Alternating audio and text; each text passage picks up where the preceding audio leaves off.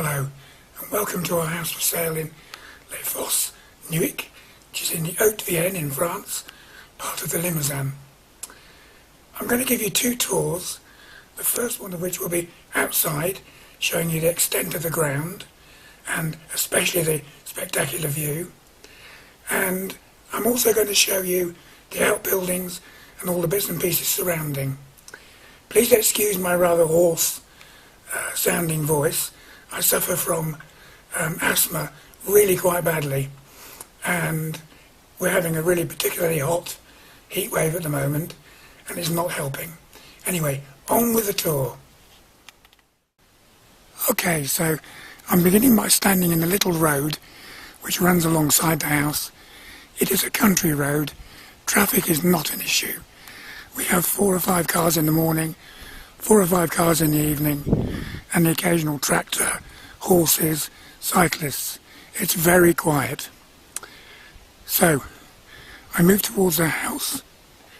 Now, it has to be said, the front of the house is not its most charming aspect. It was built 50 years ago in 1970, of a style which was applicable then, but we're ameliorating that, or beginning to. You'll see there's a trellis on the front. It's our intention in September to grow up a climbing plant to break up the look of the outside. To the right is the range of barns which extend away from there, and immediately on the right, there we are, one car just passed. There on the left hand side door there is an old cottage, and that old cottage has got water and electricity and could easily be converted into a gîte. We chose not to because we had no desire for a gîte. It's perfectly possible. And now we're moving around to give you an idea of what's immediately surrounding the house. And on the right, a nice little shady area underneath the peach trees. There we are, heavily laden. And at this time of day, which is just after lunch, the sun is now on the terrace. And there is a terrace, which we built, of course. And this will now give you an idea of the view. We sit at that table and have breakfast, and this is our view from that terrace. We also sit there in the evening and imbibe. Whatever is your poison, you could do the same. Now this is the view. It really is really very spectacular. It's very rural. The field next door is used exclusively for cutting hay and or for keeping sheep. So there really is no noise associated with it. Neither is there any danger whatsoever of building on it. It is forbidden. So there's no risk of anybody coming in and spoiling that view for you. Down in the corner there is an oak. So we'll move on a bit. I should perhaps point out at this stage that this is normally green, but we have had the driest season, I think on record in this area, as they have in the UK, of course. And so all that's growing currently are weeds, and it does look a bit desert-like, but normally it's green and it grows grass. We're now round the side of the barn at one end, and you can see a hedge in front of you, behind which is the vegetable plot. We'll go there in a minute. But you get a better idea of what we're surrounded by now, and here is the view from this angle, which is further along into the garden.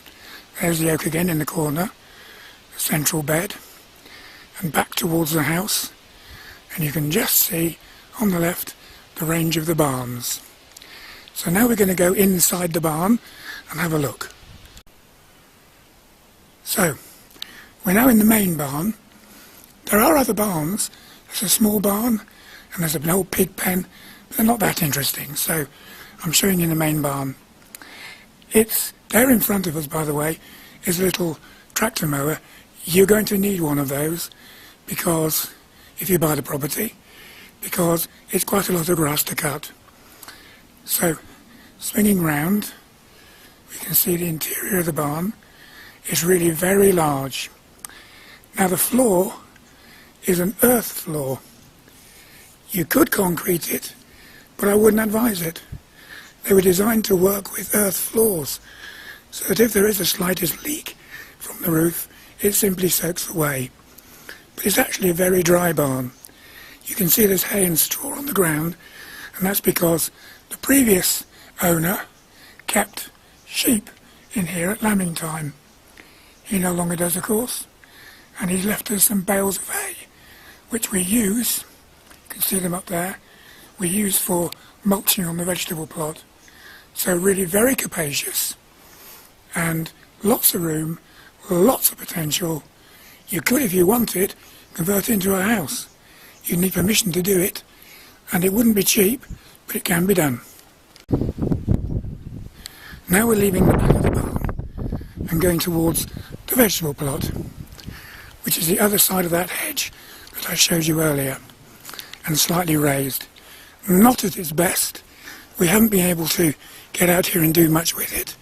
We've had lots of vegetables earlier in the season, but now it is so dry that the ground is too hard to work, so it looks a bit scruffy, but it's more than big enough as an ample size to have what the French call a potager, a garden plot, more than big enough. So we grow tomatoes, we've had some fabulous strawberries and some raspberries, you can see there, we've had courgettes, we've had a whole range of things, and some wonderful tomatoes. And here we've got some garlic drying out on the ground. We're already eating those.